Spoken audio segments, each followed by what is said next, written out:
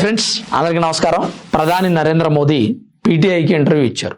Press trust of India 1947లో start అయింది. భారత్లోనే అతిపెద్ద వార్తా సంస్థ ఇది. వీళ్ళు ప్రముఖ రాజకీయ నాయకులను, రాజకీయ నేతలను, ప్రధానులను, పేరుగాంచినటువంటి వ్యక్తులను ఇంటర్వ్యూలు చేసి ఆ ఇంటర్వ్యూలు ఫేమస్ అయినటువంటి ఛానల్స్కి అందిస్తూ ఉంటారు. తద్వారా వీరి యొక్క గుడ్ విల్ పెరుగుతోంది. ప్రస్తుతం అదే జరుగుతోంది. ప్రధాని నరేంద్ర మోదీ పీటీఐకి ఇంటర్వ్యూ ఇస్తూ ఉంటారు ప్రతి ఏటా. అయితే పీటీఐకి ఇచ్చినటువంటి ఇంటర్వ్యూలో ప్రధాని నరేంద్ర మోదీ చెప్పినటువంటి వ్యాఖ్యలపై కాంగ్రెస్ పార్టీ నేతలు అభ్యంతరం వ్యక్తం చేస్తున్నారు. రాహుల్ గాంధీ పూర్తిగా అది స్క్రిప్ట్తో కూడినటువంటి ఇంటర్వ్యూ అని చెప్పి అంటూ ఉన్నారు. స్క్రిప్ట్తో కూడిన ఇంటర్వ్యూ అయితే దేశానికి వచ్చినటువంటి నష్టమేముంది? ఇప్పుడు ప్రధాని నరేంద్ర మోదీ మాట్లాడినటువంటి మాటలు స్క్రిప్ట్ అయితే, నాన్ స్క్రిప్ట్ అయితే ఏదైనా పర్లేదు, దేశానికి ఉపయోగపడితే చాలు. స్క్రిప్ట్ లేకుండా మాట్లాడి దేశానికి ఉపయోగపడినటువంటి మాటలు మాట్లాడితే, స్క్రిప్ట్ ఉండి దేశానికి ఉపయోగపడే మాటలు మాట్లాడితే, రెండింటిని ఒక్కసారి మనం బేరేజ్ వేసుకోవాలి. ఏ వ్యక్తి అయినా కొన్నిసార్లు స్క్రిప్ట్తో మాట్లాడొచ్చు, స్క్రిప్ట్ లేకుండా మాట్లాడొచ్చు. ఏం జరిగినా పెద్దగా లాస్ ఏమీ లేదు. ఆయన చెప్పింది ఇండో అమెరికన్ ట్రేడ్ గురించి, అలాగే భారతదేశం రాబోయే 10 సంవత్సరాలకు సంబంధించినటువంటి బడ్జెట్ కేటాయించింది, భారతదేశానికి ఎలా ఉపయోగపడబోతుంది, ఎంత శక్తివంతంగా మనం బిల్డ్ అవ్వబోతున్నాం, ఇలాంటి విషయాలు భారతదేశ ప్రజల్లో చైతన్యం కలిగించేటువంటి మాటలు. అవి ఖచ్చితంగా కావాలి ఈ దేశ యువతకి. నిత్యం మన ఫైనాన్షియల్ స్టేటస్ ఏంటి, అలాగే మన రాజకీయ వ్యవస్థ ఏంటి, మనం చేయబోయే ట్రేడింగ్ ఏంటి, చేస్తున్న ట్రేడింగ్ ఏంటి, దేశం యొక్క ప్రగతి పదం ఏంటి, వెనకబడి ఉన్న అంశాలు ఏంటి, ఉద్యోగ ఉపాధి అవకాశాలు ఏంటి, భవిష్యత్తులో మనం ఎలాంటి నిర్ణయాలు తీసుకోబోతున్నాం, రక్షణ రంగాన్ని ఎలా బలోపేతం చేసుకోబోతున్నాం, శత్రువులను ఎలా ఎదుర్కొనబోతాం, దేశాన్ని శత్రు దుర్భేద్యంగా ఎలా నిర్మించుకోబోతున్నాం, మిత్ర దేశాలతో స్నేహం ఎలా చేస్తాం, ట్రేడింగ్ ఎలా చేస్తాం, ఇలాంటి అంశాలన్నింటి మీద ప్రధాని మాట్లాడడం అనేది సాధారణంగా జరిగేటువంటి విషయమే. దానికి పెద్దగా స్క్రిప్ట్ అవసరం లేదు, లేదా మంచి చేతివాట ఉన్నటువంటి రైటర్లు కూడా అవసరం లేదు నా దృష్టిలో. ఎందుకంటే ఎవరు చేస్తున్న వృత్తిలో వాళ్ళకి ఎంతో కొంత పరిపక్వత, అవగాహన ఉంటుంది. ఆ అవగాహన బట్టి మాట్లాడతారు. పైగా ప్రధాని నరేంద్ర మోదీ 25 సంవత్సరాల నుంచి ప్రత్యక్ష రాజకీయాల్లో ఉన్నారు. ముఖ్యమంత్రిగా, గుజరాత్ ముఖ్యమంత్రిగా 3 సార్లు, ఇప్పుడు ప్రధానిగా 3వసారి. మరి ఇంతకాలం సుదీర్ఘంగా రాజకీయాల్లో ఉన్నటువంటి వ్యక్తికి ఒక దేశం యొక్క ఎకానమీ గురించి కానీ, లేదా పాలిటిక్స్ గురించి కానీ, లేదంటే ఇండో అమెరికన్ ట్రేడ్ గురించి, లేదా మరే ఇతర దేశాలతో జరిపేటువంటి ట్రేడ్ అంశాల గురించి తెలియదంటారా? ఇప్పుడు రాహుల్ గాంధీ గారు మాట్లాడుతున్నటువంటి మాటల్ని చాలా మంది కొన్నిసార్లు వ్యతిరేకిస్తూ ఉంటారు. అంటే రాహుల్ గాంధీ గారు మాట్లాడుతున్నటువంటి మాటల్ని నేను తప్పు పట్టను. మొన్న ఎవరో ఒక అతను కామెంట్ పెట్టారు, బ్రో నువ్వు బీజేపీ జెండా కప్పుకో అని. అంటే భారతదేశానికి సంబంధించినటువంటి విషయాలు, లేదా ఒక ప్రభుత్వం చేస్తున్నటువంటి మంచి విషయాలని చెబితే ఒక పార్టీకి అంటగట్టేటువంటి ప్రయత్నం జరుగుతూ ఉంది ఇక్కడ. ఇప్పుడు మనందరికీ ఈ దేశ ప్రజలుగా మనకు కావాల్సింది ఏంటి? వాస్తవంగా శత్రు దేశాన్ని ఎదిరించడం, మన దేశాన్ని అభివృద్ధి చేయడం, ప్రపంచ దేశాలతో వ్యాపారం చేయడం, భారతదేశానికి ఒక ప్రత్యేకమైన గుర్తింపు తేవడం, ఇలాంటివి మనకు కావాలి. ఎవరికైనా అదే కదా కావాల్సింది. ఎవరైనా కోరుకునేది అది. ఏ పార్టీ చేస్తే ఏమైంది? ఇప్పుడు కాంగ్రెస్ పార్టీ 50-60 సంవత్సరాలు ఈ దేశాన్ని పరిపాలించింది. కనీసం భారత్ అంటే ఎవరికి తెలియదు. ఆర్థిక వ్యవస్థగా ఎన్నో దేశం మంది 11లోనో 12లోనో ఉన్నాం. ఇది 50-60 సంవత్సరాల్లో కూడా. మరి 10-11 సంవత్సరాల్లో 3వ అతిపెద్ద ఆర్థిక వ్యవస్థగా ముందుకు వెళ్తున్నాం. ఆల్రెడీ 4లో ఉన్నాం, 3కు కూడా వస్తాం.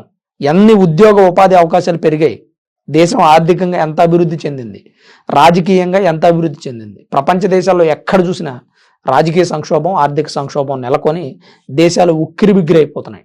జెన్జీ యూత్ గొడవలు చేయడం, అపోజిషన్ పార్టీ వాళ్ళు గొడవలు చేయడం, అధికార పార్టీకి సరైనటువంటి పాత్ర పోషించడం చేత కాకపోవడం, ఇలాంటి అనేక కారణాలతో దేశాలు ఉబ్బితబ్బిబ్బైపోతున్నాయి, దేశాలు మగ్గిపోతున్నాయి. మరి అలాంటి నేపథ్యంలో భారతదేశాన్ని ఆర్థికంగా, రాజకీయంగా, రక్షణ రంగం పరంగా కూడా స్థిరంగా నిలపగలిగినటువంటి ప్రభుత్వం ఎవరైతే ఏమైంది? బీజేపీ అయితే ఏంటి, కాంగ్రెస్ అయితే ఏంటి, కమ్యూనిస్ట్ అయితే ఏంటి, ఏ పార్టీ చేసినా దేశాన్ని మంచిగా ఉంచాలి.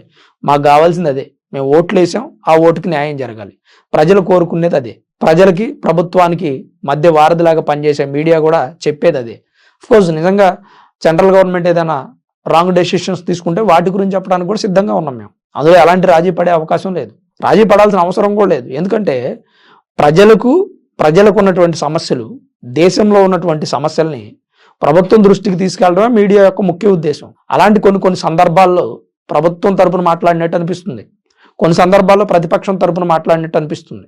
అంత మాత్రాన మేము ప్రభుత్వం తరపున, ప్రతిపక్షం తరపున పనిచేయరు కదా ఏ వ్యక్తి అయినా కానీ. ఇప్పుడు రాహుల్ గాంధీ అనే వ్యక్తి కొన్ని సందర్భాల్లో మంచి మాటలు మాట్లాడతారు. దాని గురించి నేను ఎక్స్ప్లెయిన్ చేస్తా. చెబుతా, అంత మాత్రం నేను రాహుల్ గాంధీకి సంబంధించినటువంటి వ్యక్తిన. కొన్ని సందర్భాల్లో నరేంద్ర మోదీ గురించి గొప్పగా చెప్తాం, అంత మాత్రం నరేంద్ర మోదీకి సంబంధించిన వ్యక్తిన. ఫిబ్రవరి 14 ఇంతకుముందు ప్రేమికుల రోజు అనుకునేవాళ్ళు, కానీ బీజేపీ పార్టీ వచ్చిన తర్వాత 2019లో ఏదైతే పుల్వామా అటాక్ జరిగిందో అప్పటి నుంచి దాన్ని బ్లాక్ డేగా సెలబ్రేట్ చేసుకున్నాం. ఒక రకంగా ఇది మంచి విషయం, దీన్ని చెప్తాం మనం. అలాగే పాకిస్తాన్కి ఆపరేషన్ సింధూర్ అనే దాంతో బుద్ధి చెప్పాం, ఆ విషయాన్ని మనం చెప్తాం.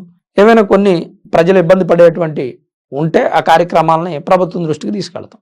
ఇప్పుడు కొత్తగా ఇండో అమెరికన్ ట్రేడ్ జరిగింది, అమెరికాతో జరిపినటువంటి ఈ డీల్ ఏదైతే ఉందో ఆ డీల్లో కొంతమంది అసంతృప్తి చెందుతూ ఉన్నారు. కాంగ్రెస్ నేతలు కానీ విపక్షాలు కానీ, వీళ్ళందరికీ ఏం కావాలి అంటే అమెరికా దేశంతో మనం శత్రుత్వం పెట్టుకోవడం కావాలి.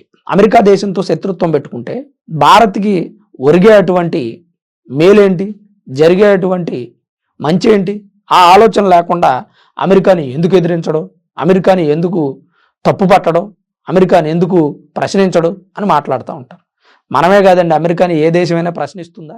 అది జరిగే పనేనా? ఒకసారి ఆలోచించండి. మరి ఏ దేశం అమెరికాని ప్రశ్నించినప్పుడు, ఏ దేశం అమెరికాతో గొడవ పెట్టుకోవడానికి సాహసం చేయనప్పుడు మనమే ఎందుకు సాహసం చేయాలి?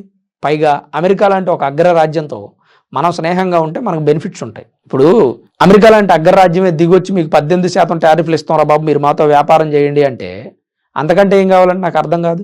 భారతదేశం గొప్ప నేను కాదన్నాను, ఎందుకంటే మన దేశం మీద మనకు ఎప్పుడు గౌరవం ఉంటుంది.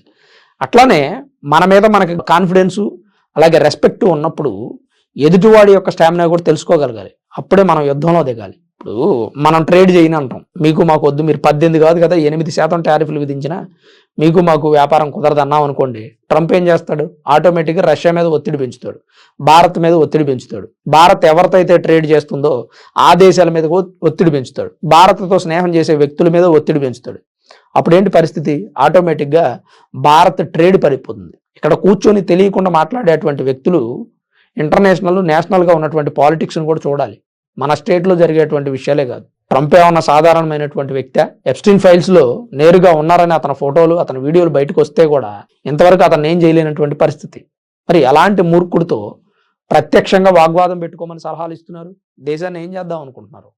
బీజేపీ పార్టీ తరఫున ప్రధాని అభ్యర్థిగా మోదీ ఉన్నప్పుడు దేశానికి చిన్న సమస్య వచ్చినా ప్రధానినే అంటారు కదా ఖచ్చితంగా. ప్రధాని అనే వ్యక్తి ధైర్యంగా కాపాడాలి దేశాన్ని. మనం మన ఆలోచన దాటి ఆలోచించాలి, వేరే కోణంలో ఆలోచించాలి ఏం జరుగుతుంది మన దేశంలో అనేది. ఈరోజు అమెరికాతో ట్రేడ్ డీల్ పెట్టుకోవటం వల్ల అమెరికాలో జన్యు మార్పిడి చేసినటువంటి పంటలు ఏవి ఇక్కడ తీసుకురావట్లేదే, ఆ ఫుడ్ ఏది ఇక్కడ ప్రజలతో తినిపించడం లేదే, ఆ వ్యవసాయ ఆధారిత ఉత్పత్తులు ఏవి ఇక్కడ చేయట్లేదుగా. జన్యు మార్పిడి చేసిన వ్యవసాయ ఆధార ఉత్పత్తులు భారతదేశంలో పండిస్తామని ఏమైనా ఒప్పుకున్నారా? లేదు కదా. రాగులు, ఎర్ర రాగులు, ఎర్ర జొన్నలు అవి మనం ఆల్రెడీ వేరే దేశాల నుంచి ఇంపోర్ట్ చేసుకున్నాం. అదేదో అమెరికా నుంచి ఇంపోర్ట్ చేసుకుంటే వాడికి ఇచ్చిన మాట కూడా నిలబడుతుంది, అందుకని అక్కడ నుంచి తీసుకుంటూ ఉన్నారు. సోయాబీన్ ఆయిల్ అది కూడా మనం వేరే దేశాల నుంచి తీసుకునేది. సరే మధ్యప్రదేశ్ ఉత్తరప్రదేశ్ ఈ ప్రాంతాల్లో పండుతుంది, పండే అటువంటి ఉత్పత్తి మనకు సరిపోవట్లేదు కాబట్టి తీసుకుంటున్నారు, తప్పే ఉంది. ఇట్లాంటి అంశాలని ఒకసారి దృష్టిలో పెట్టుకోవాల్సిన అవసరం ఉంది. జన్యు మార్పిడి చేసినవి మన దగ్గర ఏం వాడట్లేదు కదా. మనం వ్యవసాయ ఆధారిత ఉత్పత్తులను అమెరికాతో ట్రేడ్ చేయట్లేదు. మనం అలానే డైరీ ప్రొడక్ట్స్ విషయంలో కూడా అమెరికాతో ట్రేడ్ చేయట్లేదు. ఇంకా వచ్చిన లాస్ ఏముంది? ఇట్లా ఒకసారి మనకు మనం అవగతం చేసుకోవాలి, ఆలోచన చేసుకోవాలి ఏం జరుగుతుంది అనేది. అంతేగాని ఊరికే రాహుల్ గాంధీ గారు చెప్పారు మేము అనేస్తామంటే సరిపోదు. రాహుల్ గాంధీ గారు చెప్తారు, ప్రతిపక్ష నేత, ఆయన బాధ్యత అదే. ఆయన చెప్పకపోతే ప్రభుత్వానికి బాధ్యత ఉండదు, ఆయన చెప్పకపోతే ప్రభుత్వం దడవదు. అలాంటి వ్యక్తి రాహుల్ గాంధీ లాంటి వ్యక్తి ఏదో ఒకటి, సరే ఆయన జ్ఞానం, ఆయన పరిజ్ఞానం, ఆయనకు ఉన్నటువంటి ఆ మేధోశక్తిని బట్టి మాట్లాడతారు, తప్పు కాదు. కానీ అట్లా ప్రశ్నించేటువంటి వ్యక్తి ఉంటేనే ప్రభుత్వాలు సక్రమంగా పనిచేస్తాయి.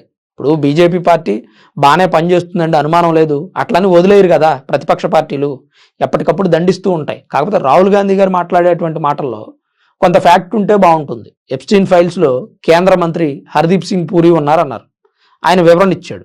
అలాగే ప్రధాని నరేంద్ర మోదీ ఉన్నారన్నారు. ఆయన ఏదో ఇజ్రాయెల్ పర్యటనకు వెళ్ళినప్పుడు ప్రధాని నరేంద్ర మోదీ ఇజ్రాయెల్కి వెళ్తున్నారు, సో అక్కడ ఆయనకి మీట్ ఉంటుంది అని జెఫ్రీ ఎప్స్టీన్ సేవ్ చేసుకున్నటువంటి డ్రాఫ్ట్ మెయిల్లో ఉందంట. అంతకు మించి వేరే సమాచారం ఏమీ లేదు. అలాగే గతంలో రాహుల్ గాంధీ గారు మాట్లాడినటువంటి మాటలు ఏదైనా కానీ అవి కొంత రాహుల్ గాంధీ గారు విమర్శలకు గురయ్యారు. ఈ ఈవీఎం ట్యాంపరింగ్ అనడం కానీ లేదా ఓట్ చోరీ అనడం కానీ ఇలాంటి అంశాలు ఆయన యొక్క ప్రతిష్టను కొంత దిగజార్చుతున్నాయి. సో ఈ విషయాలు నేను అనేక సందర్భాల్లో చెప్పాను. ట్రేడ్ చేస్తున్నారు అనుకోండి, నిజంగా భారతదేశానికి హాని జరిగేటువంటి అంశమే ఉంటే ప్రశ్నిద్దాం, ఖచ్చితంగా అందరం మాట్లాడదాం. ఇప్పుడు భారతదేశానికి హాని జరిగే అంశం ఉందనే కదా ఇంతకాలం అమెరికాతో మనం ట్రేడ్ డీల్ కుదుర్చుకోలేదు. ఆ హాని జరిగేటువంటి అంశాలు ఏవైతే ఉన్నాయో వాటిని పక్కన పెట్టి హాని జరగనటువంటి అంశాల్లో మనం ముందుకు పోతా ఉన్నాం. ఇది ఒక రకంగా అమెరికా భారతదేశానికి ఇచ్చినటువంటి గౌరవం. ఆ గౌరవాన్ని సక్రమంగా కాపాడుకోవాలి. భవిష్యత్తులో ఏదైనా వాళ్ళకి మనకి ఫ్లక్చువేషన్స్ ఉంటే వాటిని సరి చేసుకునే ప్రయత్నం చేయాలి. ట్రేడ్ డీల్ కుదుర్చుకోవడం అమెరికా అనేది భారత్తో గొప్ప విషయమే. ప్రపంచంలో ఎన్నో దేశాలకే టారిఫ్ అధిక శాతం విధిస్తుంది, మనకి తక్కువ శాతం విధిస్తుంది. ఉదయం లేచిన దగ్గర నుంచి ఆసిమ్ముని వెళ్ళి ట్రంప్ భుజాల మీద ఎక్కుతాడు, ఇద్దరు కలిసి ఎంజాయ్ చేస్తూ ఉంటారు. మరి అలాంటి వ్యక్తికే 19-20% టారిఫ్లు విధిస్తున్నాడు ట్రంప్. మరి మనదే ఉంది అంటే ఒక రకంగా భారతదేశం అతిపెద్ద ప్రజాస్వామ్యం అని, అభివృద్ధి చెందుతున్న దేశం అని, 3వ అతిపెద్ద ఆర్థిక వ్యవస్థ అని అమెరికా గుర్తించగలిగింది. అందుకని మనకి ఇలాంటి అవకాశాలు ఇస్తుంది. అండ చూసుకొని కొండబాకమన్నారు. మనకి ఇలాంటి అవకాశం వచ్చినప్పుడు అలాంటి దేశం అండతో మనం ఎదిగితే తప్పే ఉందండి. శత్రువుతో కూడా స్నేహం చేయొచ్చు, ఎంతవరకు? అది మనకి హాని జరగనంతసేపే. శత్రువు నీడ మనకు ఉపయోగపడుతుందంటే ఆ నీడలో ఉంటాం, అది మనకు ప్రమాదం అవుతుందని కూడా తప్పుకుంటాం. అట్లా జాగ్రత్త పడుతూ బ్యాలెన్స్డ్గా పాలిటిక్స్ చేస్తున్నటువంటి వ్యక్తి బీజేపీ పార్టీ తరపున ఉన్నారు. నిజంగా గర్వించదగినటువంటి విషయమే. కొంతమంది ఫేవర్గా ఎండు బ్రో నిత్యంలో ఇస్తే బీజేపీ పార్టీకి డప్పు కొడతా ఉంటావు అని అనుకుంటారు. కానీ నేను చెబుతున్నటువంటి విషయాలు ఫ్యాక్ట్ ఎంత ఉందో ఆలోచించండి. కొన్ని సందర్భాల్లో నేను కూడా తప్పు పడుతూ ఉంటాను. గౌరవ్ గగోయ్ వైఫ్ని బీజేపీ నేత ఒక ఆయన ఏదో అన్నాడు, తప్పది. అంటే ఆమెకి పాకిస్తాన్తో లింకులు ఉన్నాయి, లేదంటే పాకిస్తాన్ ఉగ్రవాద సంస్థలతో లింకులు ఉన్నాయి, అక్కడ వరకు ఓకే. కానీ ఇంకా మితిమీరి పర్సనల్గా మాట్లాడడం లేదా బాడీ షేమింగ్ చేయడం, పర్సనల్గా అటాక్ చేయడం అనేది రాంగు. ఆయన సారీ కూడా చెప్పాడు. సో ఇలాంటి అంశాలు ఏమంటే ఖచ్చితంగా మనం మాట్లాడదాం. అంతేగాని ఊరికే దేశానికి హాని చేసేటువంటి విషయాలు, దేశ గౌరవాన్ని ప్రతిష్టని దెబ్బతీసేటువంటి అంశాల మీద అపోజిషన్ పార్టీకి సపోర్ట్ చేయమంటే ఎట్లా అండి? అపోజిషన్ పార్టీని మనం ఎప్పటి నుంచి అబ్జర్వ్ చేస్తూ ఉన్నాం. జార్జ్ సోరోస్, జాకిర్ నాయక్ వీళ్ళంతా పాకిస్తాన్కి శత్రు దేశాలకు సపోర్ట్గా నిలబడతారు. జార్జ్ సోరోస్ సంస్థలన్నీ కూడా భారతదేశానికి శత్రువులను తయారు చేస్తూ ఉంటాయి. మరి అలాంటి వ్యక్తులతో రాహుల్ గాంధీ గారి స్నేహం అంటే నాకు అర్థం కావట్లేదు. సో ఇలాంటి విషయాలన్నిటి మీద మనం మాట్లాడాలంటే చాలా డిస్కషన్ చేయాలి, చాలా టైం టేకింగ్ ప్రాసెస్ అది. రాబోయే మనం మున్ముందు వీడియోల్లో దీని గురించి డీప్గా మాట్లాడే ప్రయత్నం చేద్దాం. ప్రస్తుతానికైతే అమెరికా భారత్తో చేస్తున్నటువంటి ట్రేడ్ డీల్ వల్ల పెద్దగా నష్టమేమి లేదు అని నేను అనుకుంటున్నాను. నాకు అందినటువంటి సమాచారాన్ని బట్టి నేను చూశాను. సోయాబీన్ ఆయిల్ కానీ, ఎర్ర జొన్నలు, రాగులు కానీ, లేదా ఇంకొన్ని ప్రొడక్ట్స్, మనం లెదర్ లాంటి ప్రొడక్ట్స్ మరికొన్ని ఇంపోర్ట్ చేసుకుంటూ ఉన్నాం, అలాగే ఎక్స్పోర్ట్ చేస్తూ ఉన్నాం. పైగా వీటిలో అందరూ ప్రశ్నించేటువంటి ప్రశ్న ఏంటంటే, అదే భయ్ నువ్వేమో మాకు 18% టారిఫ్లు వేస్తున్నావు, నీకు మేము 0 టారిఫ్ మీద ట్రేడ్ చేయాలంటే ఎలా కుదురుతుంది, మాకు కూడా 0 టారిఫ్లు ఇచ్చేయని ట్రంప్ని అడగాలంట మోదీ. సాధ్యమయ్యే విషయమేనది. అమెరికా లాంటి ఒక అగ్రరాజ్యం భారత్తో ట్రేడ్ డీల్ కుదుర్చుకోవడమే ఒక రకంగా గొప్ప. ప్రపంచ దేశాలన్నీ వెయిట్ చేస్తూ ఉన్నాయి అమెరికాని అడ్డం పెట్టుకొని ఎదుగుదామని, సంపాదిద్దాం, దేశాన్ని అభివృద్ధి చేద్దామని. మరి అలాంటి వ్యక్తితో గొడవ దేనికండి? ట్రంప్ లాంటి వాడు మొన్న 50 వేసాడు, ఫస్ట్ 25, తర్వాత 50, ఇప్పుడు 18. మనం సహనంతో ఓపిక బట్టి అతన్ని విమర్శించకుండా తిట్టకుండా ఉన్నాం అనుకోండి, రేపు 10%కి వస్తుందేమో టారిఫ్లు. చూద్దాం, వెయిట్ చేసి చూద్దాం, ఇంకా టారిఫ్లు తగ్గే అవకాశం ఉందేమో. దేశానికి ఉపయోగపడేటువంటి అంశం ఏదైతే ఉందో దాని మీద ఖచ్చితంగా సహనం పాటించాలి. మోదీకి ట్రంప్కి ఉన్నటువంటి పర్సనల్ గొడవ కాదు, లేదా మోదీ ఎకరం భూమి ట్రంప్ ఏమో ఆక్రమించుకుంటే మోదీ వెళ్ళిపోయి ట్రంప్ మీద గొడవలు పెట్టుకోవాల్సిన అవసరం లేదు. ఇక్కడ ఏం చేసినా కానీ చాలా బ్యాలెన్స్డ్గా చేయాలి, దేశం కోసం ఆలోచించి చేయాలి. అదే చేస్తుంది ప్రస్తుతం ఉన్నటువంటి కేంద్రం. సో మీరేమనుకుంటున్నారు? మీ అభిప్రాయం ఏంటి? ట్రంప్తో కుదుర్చుకున్నటువంటి ట్రేడ్ డీల్ మీద, ప్రతిపక్షాలు చేస్తున్నటువంటి విష ప్రచారం మీద మీ అభిప్రాయాన్ని కామెంట్ రూపంలో తప్పకుండా తెలియజేయండి. Thanks for watching this video. This is Ram signing off, Sunburn Studios.